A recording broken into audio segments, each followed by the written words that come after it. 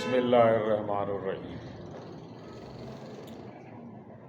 अज लतीफ़ जो बैत पाण सम्झण जी कोशिश कंदासीं। सुर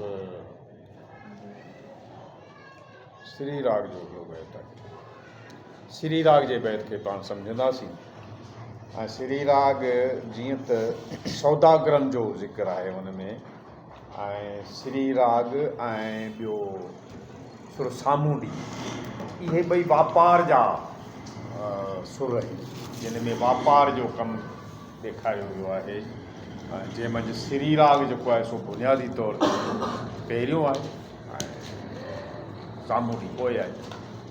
त श्री राग जो बैत असां सम्झंदासीं।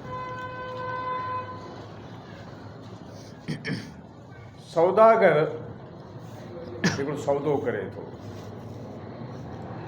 जेकॾहिं सब्ज़ी वठे थो माण्हू, ऐं हिकिड़ो मिसाल ॾेई वञा, पाण अचूं था हिन पंहिंजे बैत ते, पर थोरो पाण हिन जो सम्झी वठूं त हिन जो जेको बैकअप कहिड़े क़िस्म जो आहे, उन जो बुनियादु कहिड़े क़िस्म जो आहे।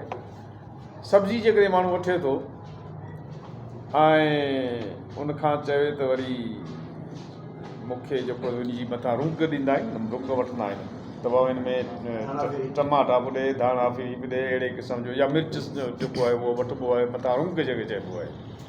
इहा इज़ाफ़ी जेका हूंदी आहे, इहा रुंग सड़की आहे हिनखे। हाणे हिकिड़ो सौदो आहे, ऐं सौदो करियां थो कपह जो, ऐं कपह जी जाइ ते मूंखे वरी चवां त मूंखे जेको आहे सो रुंग वरी मिले, जेका पशम जी सां कान मिलंदी। ज़ाहिर आहे हुनजो अघु अलॻि आहे, हुनजो अघु अलॻि आहे। त जेकॾहिं कपह जो सौदो आहे त रुंग बि कपह जी मिलंदी, पशम जी कान मिलंदी।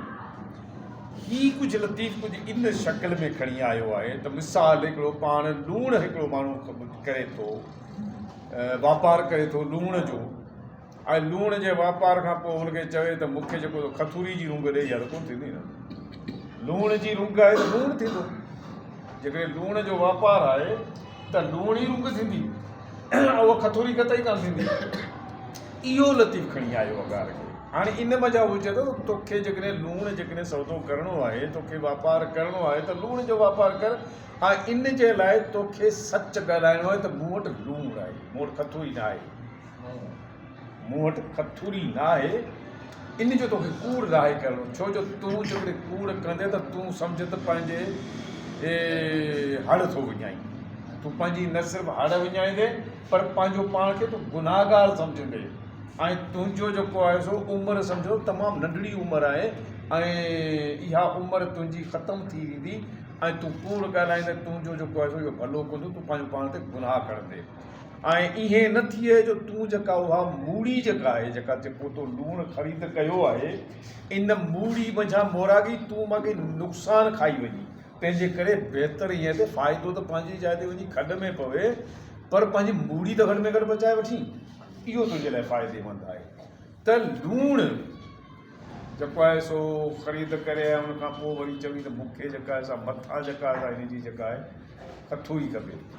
इन लाइ लतीफ़ ॾाढो कमाल जो इहो ॻाल्हि कई आहे त वखर विहाए लूणु रुंग खथूरी घुड़ी।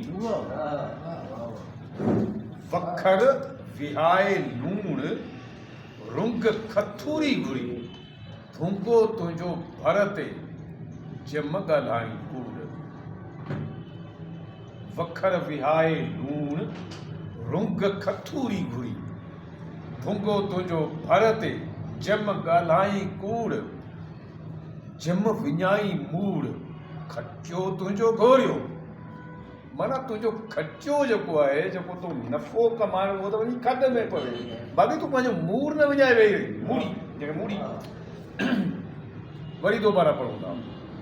वखर विहाए लूणु रुंग खथूरी घुड़ी, भुंगो तुंहिंजो भर ते जम ॻाल्हाई कूड़। जम विञाई मूड़, खचो तुंहिंजो घोरियो।